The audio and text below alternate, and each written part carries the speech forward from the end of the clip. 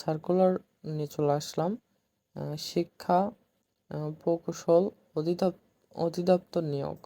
শিক্ষা প্রকৌশল অধিদপ্তর নিয়োগ। শিক্ষা প্রকৌশল অধিদপ্তর নিয়োগে পদ সংখ্যা 167টি।